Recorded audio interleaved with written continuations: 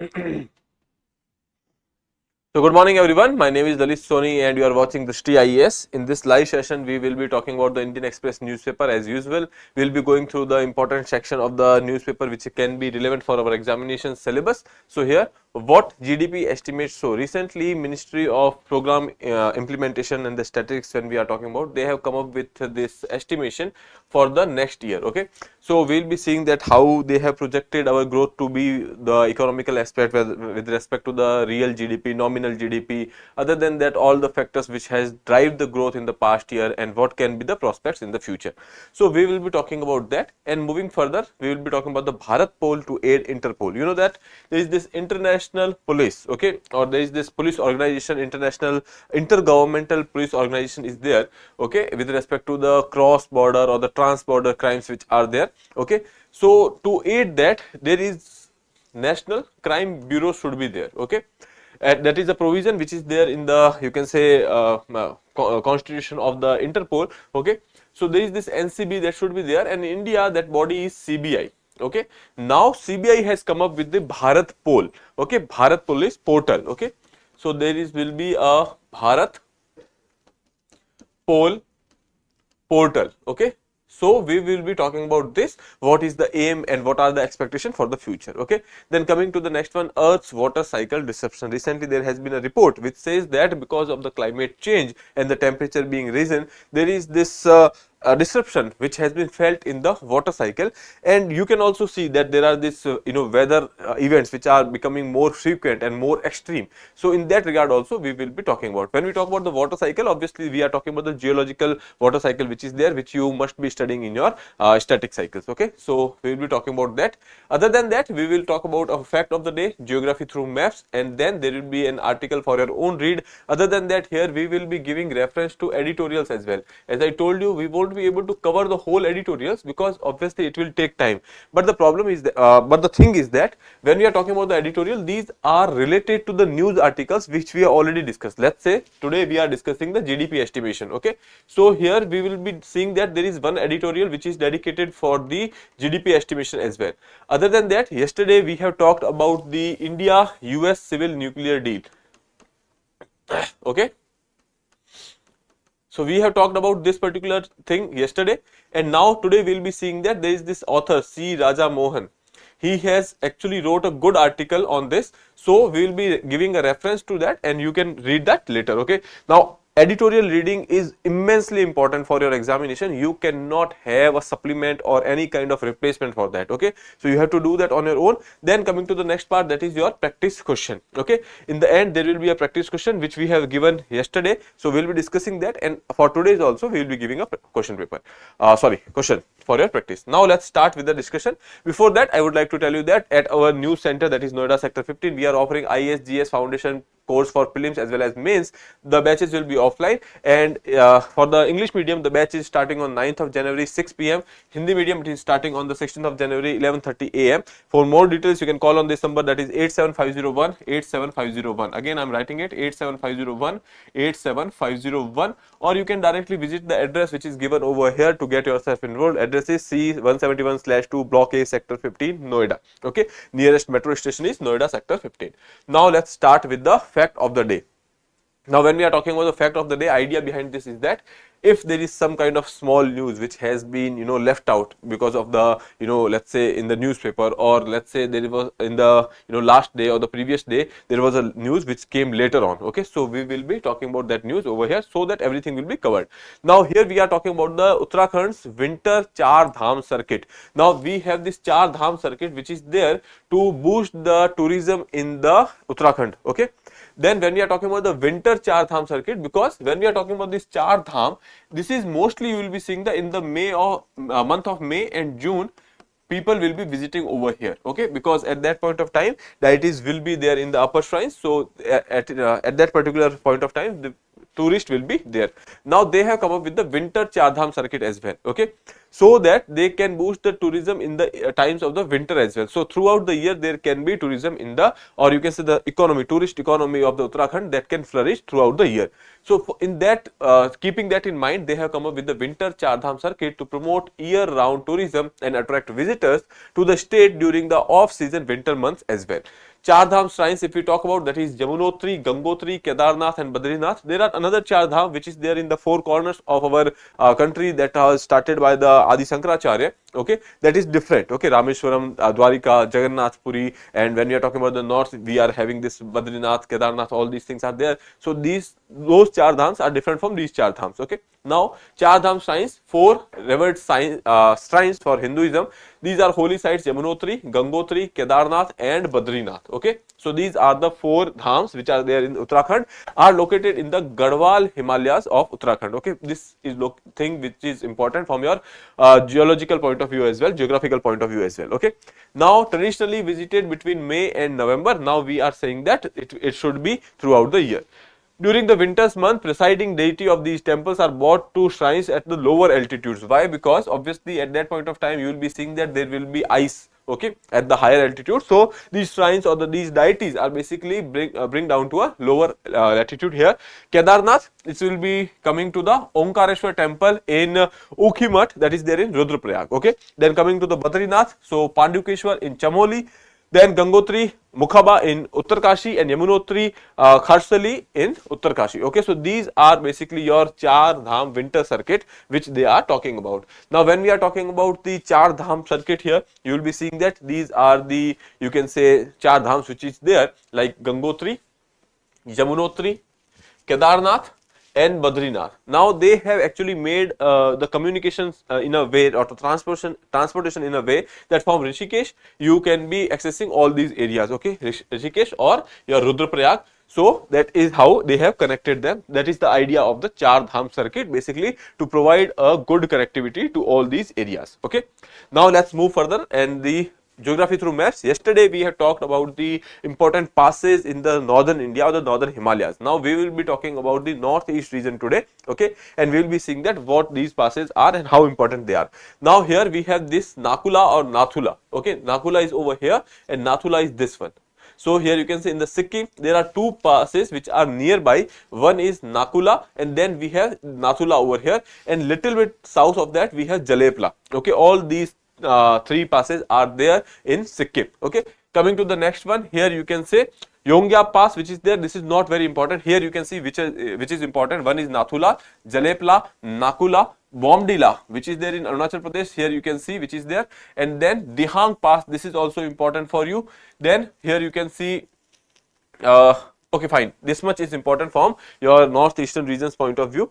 Other than that, these are Dhipar Pass which is there. Okay, Kumjwang Pass is there, Chankan Pass is there, Lekhapani Pass is there, Pungun Pass is there. So all these things, if you can remember the name, that is fine. Otherwise, just have an idea that these passes are there in mostly in Arunachal Pradesh. Okay, and here these are Bomdila, Nathula, Jalepla, Nakula and Dihang Pass, which is important from your exams point of view. Now here you can see I have given the areas where these passes are located, which significance of these particular pass. Okay, so here you can see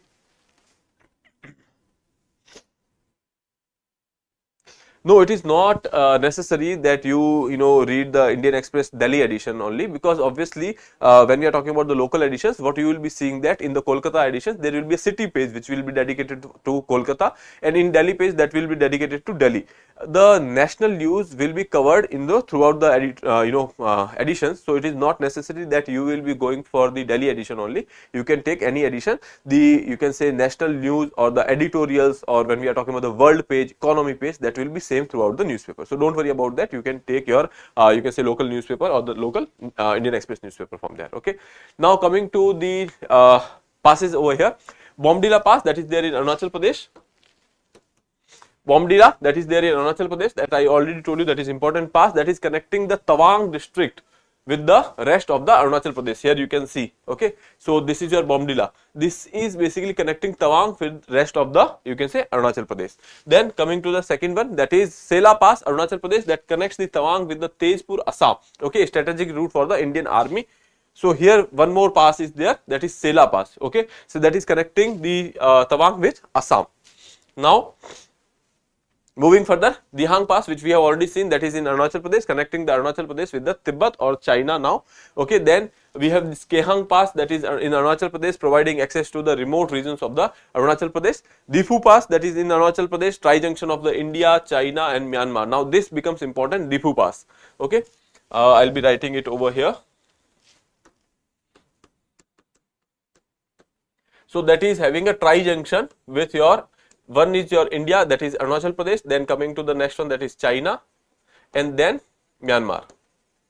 Okay, so that is there. Then Thangla, that is there in Arunachal Pradesh, importance for connectivity in the defense purposes, etc. Jalepla, that is there in Sikkim, we have already seen, connect Sikkim to the Tibet, historically used for trade. Then Nathula, Nakula passes, which are also there. So we have discussed about this important pass. Here you can see some of the passes are very important. One is Difu Pass, Jalepla, Thangla, Sela Pass, Bomdila Pass, these are quite important for you. Now coming to the today's discussion with respect to the newspaper. Okay. Now I hope that is clear. We have talked about the Uttarakhand winter circuit, winter Char Dham circuit, and then we have talked about the passes, and now we will be coming with the Bharat Pole. Recently, our Home Minister or the Minister for the cooperatives, they have actually launched the Bharat Pole. Now, what is Bharat Pole? Bharat Pole is a portal, okay, which has been developed by CBI. Now, why by CBI? Because when we are talking about the international police or the Interpol, generally, which is commonly known as Interpol, they have this provision that all the member countries should have NCB, that is National Crime Bureau, should be there. For India's point of view, that is CBI. Okay. Now, CBI is the body which will be having these cooperative activities or the interaction with the Interpol in case of any kind of transboundary crimes, or when we are talking about the very economic fugitives which are leaving the country, etc. So CBI will be the point of contact. Okay. So now CBI has developed this Bharat Pole so that the Interpol can communicate well, or the resources or the information can be, you can say, transferred easily. Now that is the objective. With that in mind, our Home Minister and the Minister of Cooperatives, he has actually come up with the come up at the launch of this Bharat Pole. Okay, and here they have discussed something like the criminal reforms which are talking about the integration with the technology. We have seen that live trials which will be there. Other than that, also there is this trial in absentia. When we are talking about the economic fugitives, they have left the country. Okay. Now there is this provisions that the person should be there. Okay, when we are talking about the trial, this was the earlier provisions. Now they have said that there can be a trial in absentia as well if the person is not there in India and there are accusation. In that case, the trial can be done ex parte, or the trial can be done in the absentia of that particular person.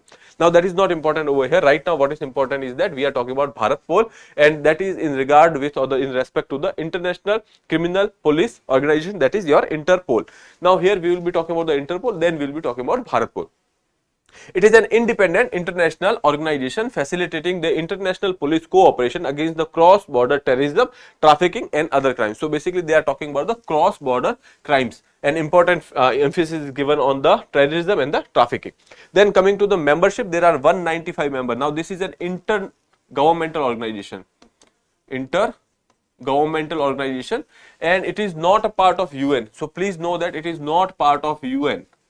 Okay, it is an independent intergovernmental organization which is there. Its headquarters is there in Lyon, France, and here you can say it is not a unit of United Nations system. So that is made very clear that it is not part of your United Nations system. Now coming to the Bharat Pole. Now what is Bharat Pole? It is a portal. So obviously what is the job over here? That is to streamline the process of information transmission, etc., and make it more efficient. Okay, here you can see, to streamline international assistance requests through the Interpol, including the red notices and the other color coded Interpol notices. When we are talking about this red notice and the other color coded Interpol notices, they are having some kind of significance. You don't have to worry about that as of now, because that kind of depth is not required. The thing is, if there is some particular incident which has happened and because of which a red notice in the news, and in that case you should know that what is red notice. Right now you don't have to worry about that. Okay, so basically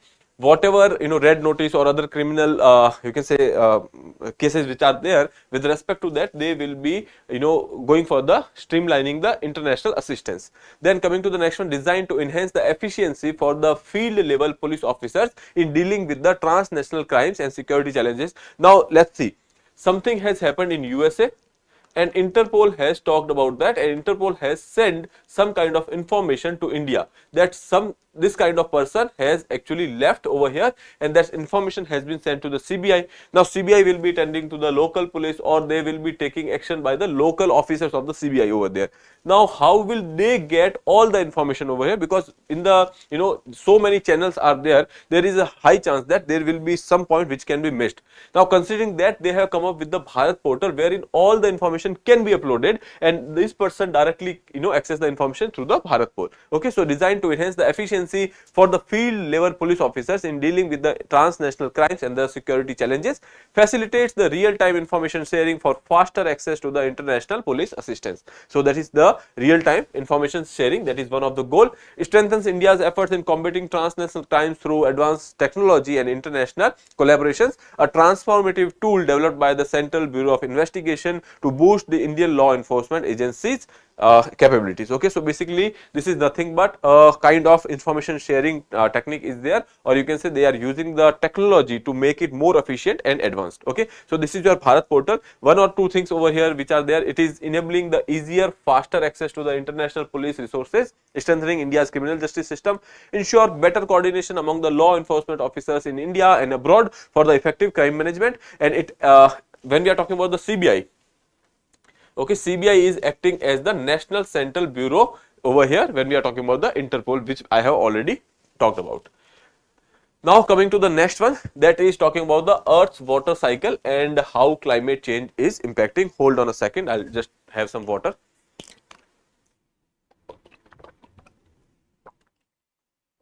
Okay, coming back to the article over here, Earth's water cycle and the how climate change is impacting it. Now simple thing is that here we have some kind of water bodies. Okay, let's say this is a ocean. Other than that, we have a continental system wherein plants are there, then soil is there, they will be having some kind of moisture. Okay, now from the oceans or any water body, there is one particular process which is there, that is your evaporation.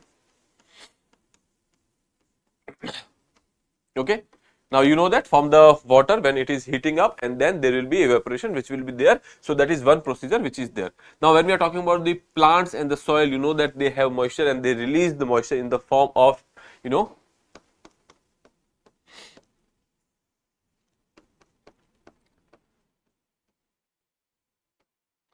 sorry, hold on a second. So that is basically transpiration. Sorry, I just slipped the word from my mind. Transpiration. It happens to me sometimes. So anyway, so there is this process, that is evaporation and the transpiration. Okay. Now when we are talking about the process of transpiration, that means that whatever water intake has been done by the plant, and from the leaves or the roots or the shoots, that particular water is coming out or getting evaporated, that is basically called as the transpiration. And from the water bodies or directly from any kind of area, water is getting into water vapor, that is your evaporation. So ultimately what is happening over here, from all these sources, the water is getting converted into water vapor. Okay. Now this water vapor are in the atmosphere, and when they are condensed, condensation is an activity through which you can say the cloud formation happens. When they are condensation, when they condense, there will be a cloud. Okay, when cloud is there, there will be rains, or you can say precipitation. That would be a better word. When we are talking about the precipitation, so that will include your rain as well as the hail, snowfall, all these things will be there in the precipitation.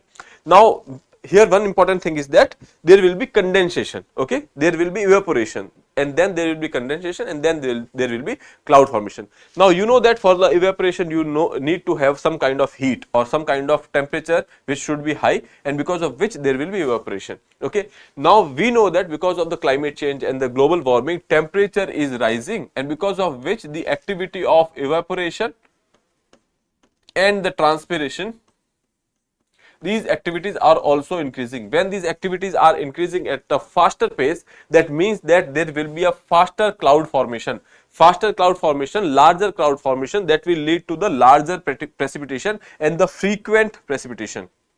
larger precipitation that will lead to surplus water on the surplus runoff water that will lead to the floods. And then when we are talking about the frequency increase, that means that extreme weather events are increasingly, or they are happening at a very faster pace. Okay, so now here you can say because of the global warming or the climate change, we are seeing that there is a temperature rise which is happening, and ultimately because of which the frequency of the rains, because of which the frequency of the cyclones or the storms, that is increasing. Now that is one side of the story.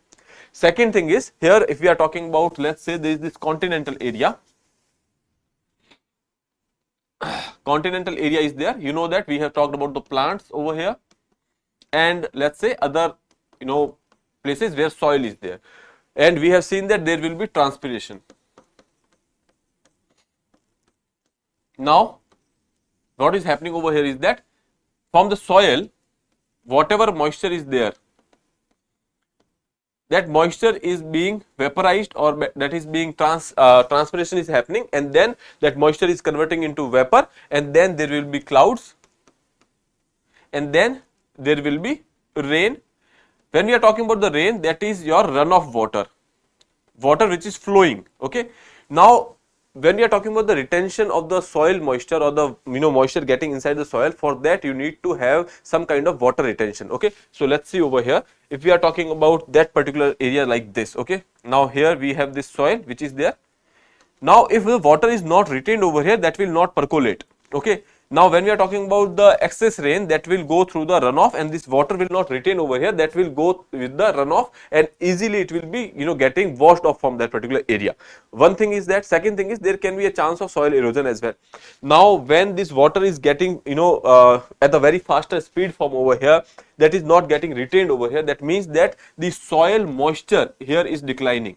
If the soil moisture is declining, or whatever moisture it is getting, that is being transpirated, or that is being evaporated in the atmosphere, that means that soil is losing the moisture. Now soil, if moisture is lost over here, that means that it will be dry. When it is dry, you cannot cultivate anything on it. Okay, and when it is dry and the transpiration is again happening, and that means that it is making even more drier. So because of this, areas are getting arid, or areas are getting dried, because of which the conditions of drought are increasing. Okay, so there are two factors which has been discussed over here. One is that how excess water is coming, or the how rainfall is increasing. When we are talking about the hailstorm, etc., that is increasing. Cyclones are increasing. Okay, that is one side of the story. Second is that how these droughts are increasing too, because the water is getting washed away, so there is no retention in the soil, and the moisture is when we are talking about the transpiration, that is taken out of the process of the transpiration, so soil does not have that kind of moisture to grow anything, and ultimately a drought like situation will be there. Okay, so that is about the two factors which are talked about over here in this particular report. The report's name is 2024 Global Water Monitor Report. Okay, so that is there. Climate change has been wreaking havoc on the Earth's water cycle, disrupting how water circulation between the grounds and ocean and atmosphere is that. When we are talking about the atmosphere, oceans, and the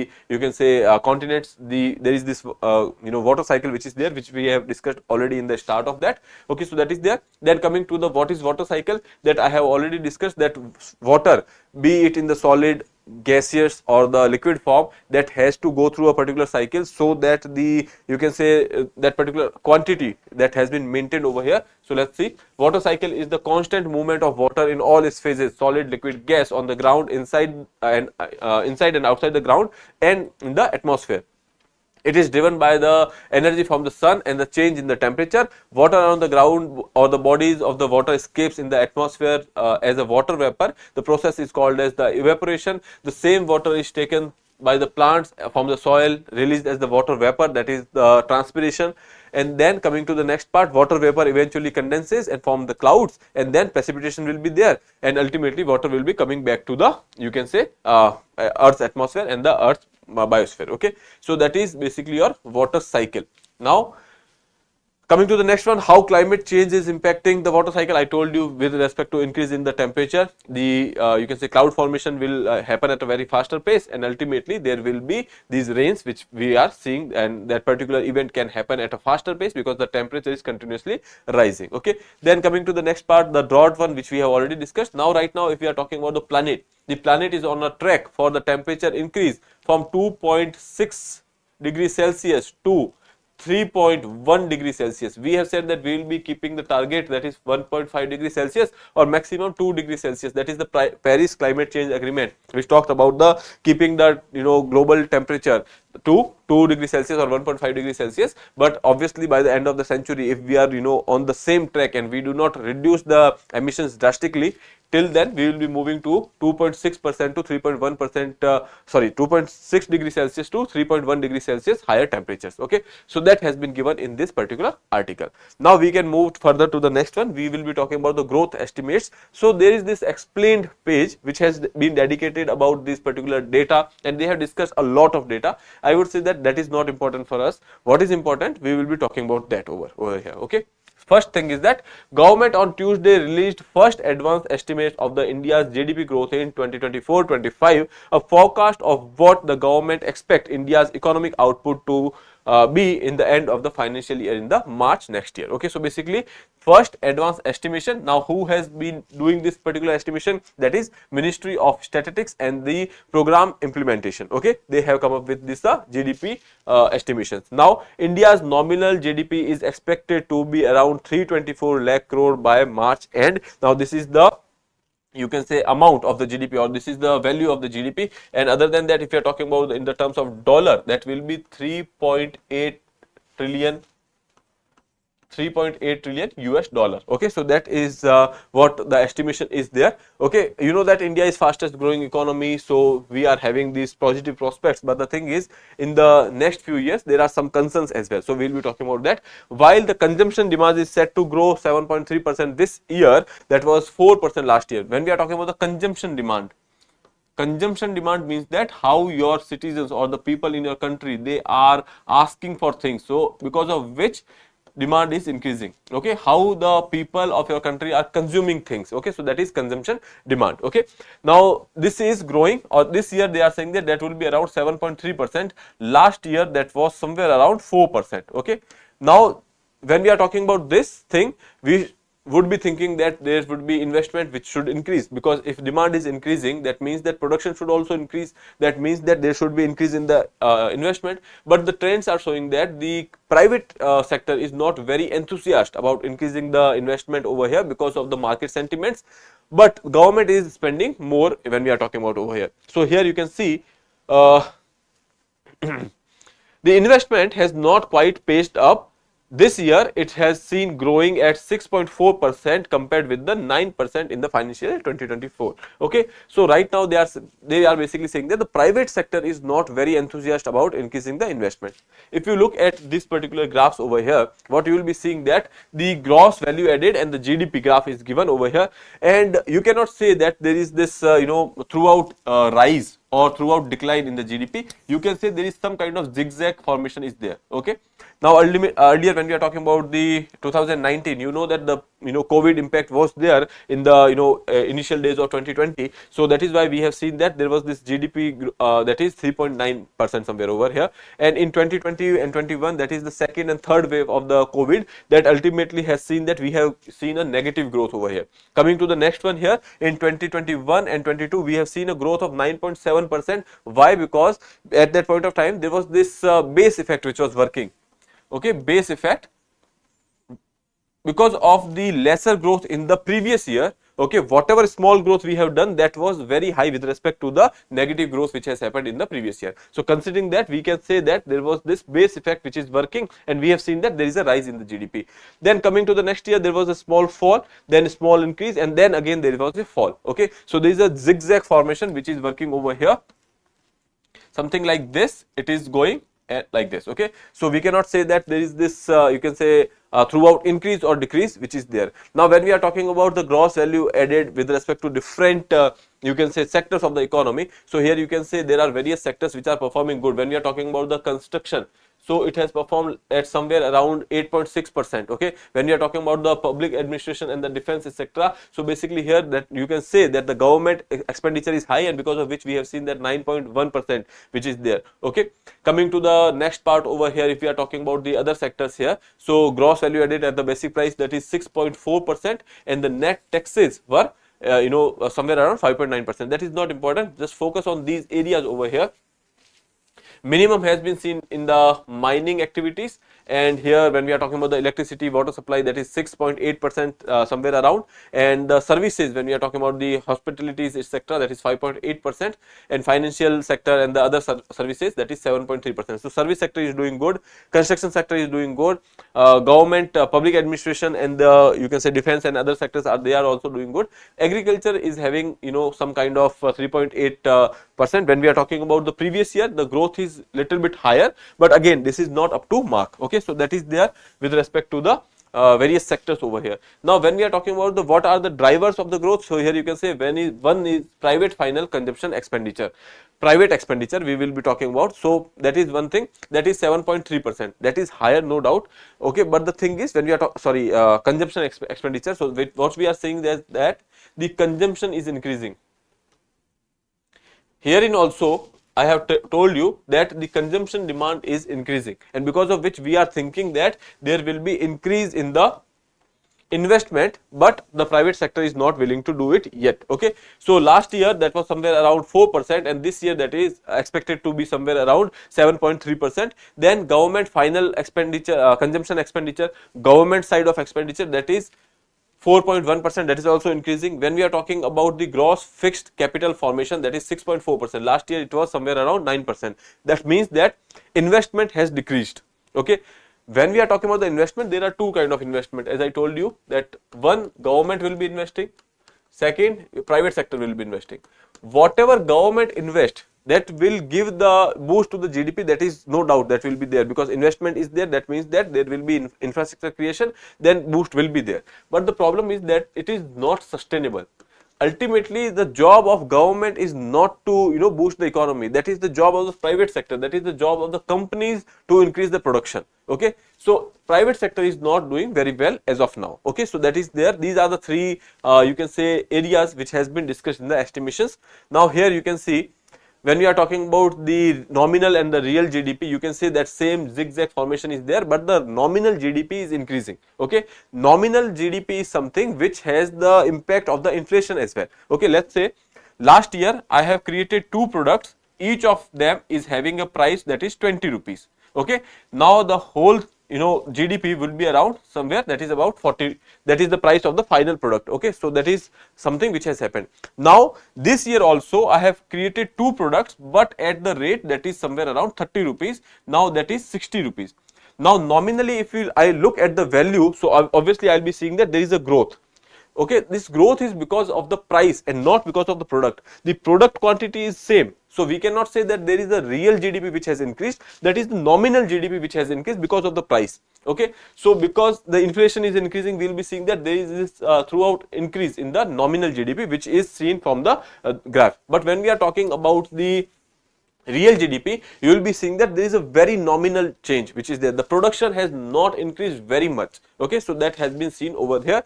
Then coming to the next part over here, that is same thing which is being seen in the form of the percentage, so you don't have to worry about it. Now here you can see India's real GDP growth since financial year 2020 has slowed significantly with a CAGR of 4.8%. Now they are saying that the growth rate which has been declined. Why? Because this is the value. Obviously we are growing, okay, but the rate at which we are growing, that is declining, that is slowing down. Here you can see somewhere around 18.9% nominal GDP when we are talking about 18.9% in 2021-22, that is the base effect we are talking about after the COVID. And after that you can say 14.2%, 9.6%, 9.7%, so that is declining. When we are talking about the real one over here, because of the base effect, we have seen that there was a growth of 9.7%, then it has declined to 7%, 8.2%, 6.4% as well. So now we can say that with respect to the last year, which is 8.2%, the growth rate has declined to 6.4%. So basically GDP is growing, but the thing is the rate at which we are growing, that has declined this year. Okay, so that is their nominal GDP growth since financial year 14-15 stands at 5.9% CAGR. CAGR is basically your cumulative annual growth rate. Okay, so that is there. Now, what is important from over this particular discussion is that the value of the GDP that is increasing because we are fastest growing economy. Okay, when we are talking about the global perspective, these rates are still higher. Okay, when we are talking about the USA, China, they are growing somewhere around 2 to 3% at the pace of that. So we are doing good in that regard. But the thing is, with the kind of potential India has, we have to go much further than that. Okay, now coming to the next one over here, they have talked about the difference between the nominal and the real GDP, which I have already told. Okay, how to buy Drishti books for optional subjects? You can go through the website or Drishti learning app, you can download, or you can call on the number which is given, that is 87501 87501. There they will be providing with you the informations. Okay. Now, engine of the growth, as I told you, there are four engines. One is private consumption, which we have already seen. Second is government spending, gross fixed capital formation, which we have seen that has declined. Then the export, that is the trade part. Okay. Now, if you are looking at the private consumption, which I have told you that last time it was somewhere around 4%, and that will be estimated to be more than 7.4% this year. Okay. So private consumption will increase. So that means that because of the consumption that is increasing, that means that demand is increasing. Ultimately, production will also increase. Okay. So that is what we are expecting.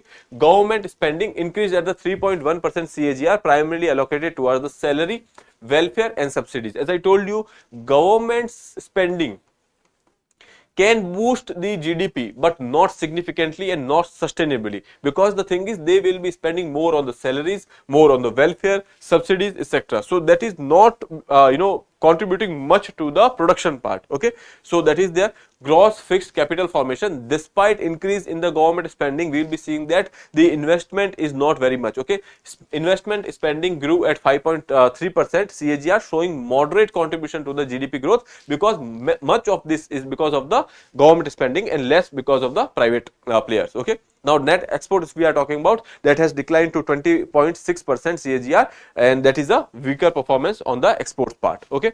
Now, they have given the same things what we have discussed over here in this particular data format. That is not important for us. From this data, I have taken these outputs, or you can say this is the summary or the significance of these particular data. Now, here you can say 7.5% CAGR driven by the domestic spending on the goods and services. So when we are talking about this particular 7.4 or 7.5% growth, that is because of the domestic consumption and not because of the export. Now, when we are talking about the production, that can be because of two things. One is production can be because of two things. One is your export, sending the things out, and second can be the domestic consumption. We are saying that the domestic demand will be increasing, domestic consumption will be increasing. So when we are saying that in the future, if the growth is increasing, that would be because of the domestic demand and not because the export are increasing, because exports are not performing very well. Here you can see the decline at the 20.6% CAGR. So that is there. Now coming to the next part, factors holding back the economy. Weak private sector investments. As I told you, government is going for the investment, but the thing is that is not sustainable. Ultimately, private players has to come forward. Now, why is that we are having the lesser you can say private players involvement over here? That is because of the lack of the confidence, global economic slowdown and the high input costs. Okay, since the inflation is high, input cost is high. Okay, so that is why there are you can say weaker investment which is there. Net export drag, which we have already seen that export growth is muted due to the global headwinds, while imports have risen sharply, making India reliant on the domestic consumption. So we are reliant on domestic consumption because our exports are not performing well. And why is that they are not performing well? There are various reasons. One is your geopolitical tension, which is rising in the you can say Middle East region, and for the trade, that is an important route. Okay, so that is one thing. When we have already seen that there is the crisis which is going on in the Red Sea area. Then coming to the next part, that when we are talking about the European trade, so they are coming up with the carbon border management tax, etc., because of which also, or because of the tariff or the non-tariff factors, exports are declining. Talking about the USA has also threatened that they will be going for the some kind of you can say tariffs. So that is why we are saying that the export front is not looking very good. So we will be relying on the domestic consumption. Then coming to the next one, dependence on the government spending. So as I told you, since private sector is holding back, government has to spend more. Okay. So these are the factors which has held back the growth, that will be holding back the growth in the future as well. Now next is the HAL's ALH and concerns over the chopper. Okay, so there is this helicopter, that is advanced light helicopter, that is ALH, which has been made by the HAL, that is the domestic you can say manufacturing body which is there, that is Hindustan Aeronautics Limited. Okay. Now here you can see, when we are talking about the HAL's ALH, recently you have seen that there was some kind of crash which has happened. In the past also there have been some incidences, 2-3 times that crash has happened. So an indigenous advanced light helicopter Mark III of the Indian Coast Guard crashed in Porbandar during the training sortie, killing all 3 persons on the board. Second fatal crash of the Coast Guard ALH Mark III in the 4 months. Okay, so this is for the Coast Guard. It is the second time it has happened during a medical evacuation mission on the Porbandar off coast. Last time also that has also claimed 3 lives. And then when we are talking about in March 2023, a Coast Guard ALH crashed in Kochi with no fatalities. Okay, so 3, you can say 3 crash which has been seen over here. Other than that also there are few clashes which has been seen in the ALH Rudra WSI Army ALH in Lakhanpur, then in Ranjit Sagar Dam in Pathankot. Then here you can say ALH Rudra crashed in the Arunachal Pradesh, Army ALH crashed in the Kishtwar. So these were the incidences which has happened. Now what we are talking about, the ALH that has been domestically or indigenously developed. If it is indigenously developed and so much crashes are happening, what is the reason behind it? So here you can say what concern have the crash raised. So okay, so there are specific cause is not yet known. Okay, they have set up the investigation committees, etc. Specific cause of the ALH crash remain under investigation. The concerns over the safety record of the helicopter designed and developed by the Hindustan Aeronautics Limited sought independent inquiries. So that will be there in the future. Entire fleet of the 300 ALH helicopter has been grounded for the check. There will be check and they will be going for some kind of replacements as well. Okay, issue identified in the past is related to the design flaw, particularly with the booster control rod. Okay, now we don't have to worry about this much because they will not ask you what is booster control rod or etc. But they, after the control of the this is basically affect the control of the chopper. Okay, HAL has initiated a replacement program as well, which we have already seen. There are other, you can say, variants which is there, that is ALH Rudra etc., which we have already talked about over here. What kind of chopper is HAL ALF? Okay, when we are talking about the HAL's ALF, what kind of chopper it is? So basically it is designed and developed of HAL Dhruv, started in 1984. Okay, it started in 1984 as ALH Dhruv. And then there was this significant improvement which has been there.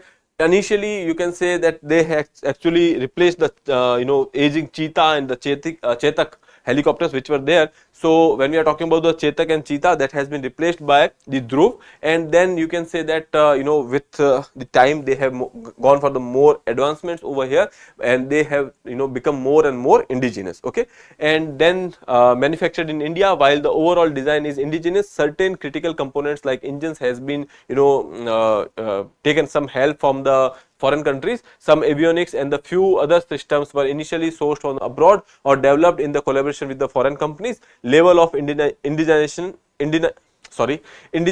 has increased. ALH Dhruv has received certification from the Directorate General of the Civil Aviation, which affirms the capabilities in meeting the international status. Okay, so when we are talking about this particular ALH Dhruv and ALH, when we are talking about the Rudra and all, so basically they are indigenously developed, and there is some kind of design flaw which is there, and because of which all these incidents are happening.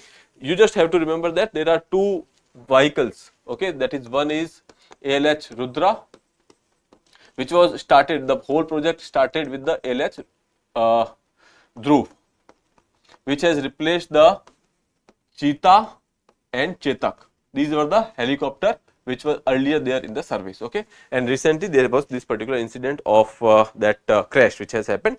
Okay, now let's move further to the next one. This much is important, you don't have to worry much about it. Now, Supreme Court, there should be a periodic legislative review to find out if a law has worked well or not. Okay, When we are talking about the British era, you know that we have come up with the Montebello reforms, and after that there was this review, and then we have come up with the there was this report which was there in the British Parliament, which was put forward.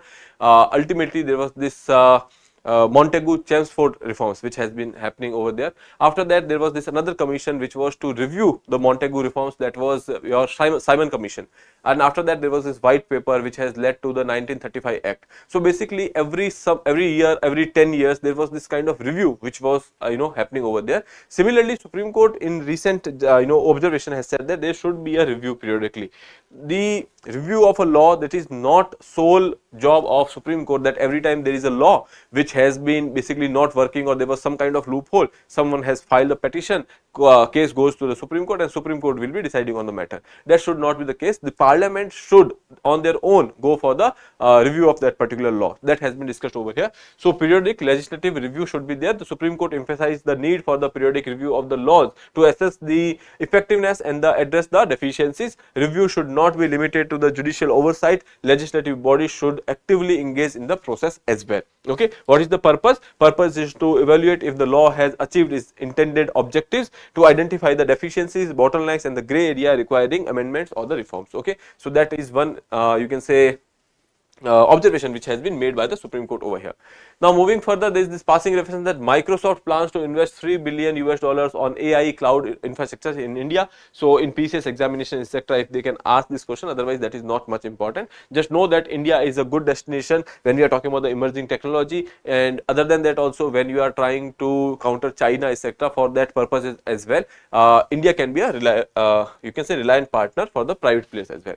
Coming to the next one, 6.8 quake near Tibet's Buddhist holy cities kills 126, rattle Nepal and Bhutan. Even the tremors has been felt in India as well. Okay, so there was this earthquake which has happened in Tibet. Okay, and when we are talking about the holy city over there, that is Lhasa, and ultimately basically when we are talking about this particular area, southwestern China, Nepal and northern India are often hit by the quakes due to the collision of Indian and the Eurasian plate. Okay, you know that originally there was this Eurasian plate, the Austro-Indian plate has actually moved towards this particular area, that has striken over here, and because of which the Himalayas were formed. Okay, and Himalayas are still rising, they are still active zones, and that is why we are seeing some kind of you can say earthquakes over here. So that is there. Okay, so that is called as the Lhasa block. Okay, and we will be talking about this particular issue in depth, in detail, that why Himalayan zones are still active. Okay, so please keep tap on that and you can watch this particular video. Now growth pangs, this is one editorial. As I told you that whatever news we are covering, that is covered, and editorials are also talking about the same things. Okay, so you can go through this particular article, same things which we have discussed in the previous discussion over here. Then coming to the atomic power equation, which we have discussed in the last our session, wherein we have talked about the civil nuclear deals etc. So here you can see focus on the India US collaborations. So now when we are talking about the Jake Sullivan, he is the NSA, National Security Advisor of USA. So he is making sure that there is the continuity in the India USA cooperations. Okay, so now they have seen that there are some kind of historical challenges, or you can say impediments, which are there from the both sides. There are some kind of law which are making sure that India is not getting these part in the manufacturing of the nuclear reactors etc. That impediment should be removed. Okay, and they are working in this direction, and soon we will be seeing that USA might be collaborating with us on the manufacturing of the nuclear reactors etc. Okay, so that has been discussed over here. Major initiatives, as I told you, there is not such thing which has happened till now. There are just talks which is there, and they have not made it basically clear that how they will be doing it, but that is there. And other than that also, when we are talking about the India US major initiative, you know that we have cooperation on the ICET which is there. Other than that, in the Indo-Pacific we are very close over here. Other than that, we already have a civil nuclear deal back then in 2018 as 2008. Okay, so area of cooperation when we are talking about between India and USA, that has been discussed over here, that is common: security, then technology, trade etc., which is there. Other than that, when we are talking about the Indo-Pacific, that becomes important. When we are talking about the rising of China, that is also one more thing. Terrorism is one of the thing which is there. Okay, Geopolitical context, if we are talking about, so why is that India is so much important for USA? That is because to counter China. Now, when we are talking about the nuclear sector as well, China is doing good over there. Now, when we are talking about the emerging technology or the nuclear technology sector, we do not want that China has a hegemony on all these things, and that is why India should counter. And in this particular Indo-Pacific region, India is the only country which can do that, and that is why USA is quite close to India nowadays. Okay, so that is the importance of the bipartisan support. When we are talking about the India and US relations, whatever kind of government is there in USA, that does not matter. India will always be important for USA. Okay, now this article has been written by C. Raja Mohan, Raja Mandela. So basically, you can actually give reference of these articles in your PSR answer writing or the even the GS answer writings. Okay, so you can go through this particular article. We have discussed the issue earlier. Now, explanation of the practice question which was given to you in the previous lecture, that is, where is the Kiladi archaeological site located? Karnataka, Tamil Nadu, Kerala or Andhra Pradesh. So option B is your right answer. We have talked about this with respect to the some kind of incentives which has been given for the deciphering in this script. Okay, so in that regard, Kiladi we have talked about. Okay, coming to the next one. Which committee's recommendations led to the establishment of the CBI? We have talked about it earlier. Sarkaria, Santhanam, Malimat or Shah Commission. So you can attempt this question and answer to me in the comment box. Okay. Now with that, I would like to take your leave. I'll see you in the next session. Till then, have a nice day. Thank you and study well. And if you are not subscribed to the channel, please subscribe it. Okay. Thank you.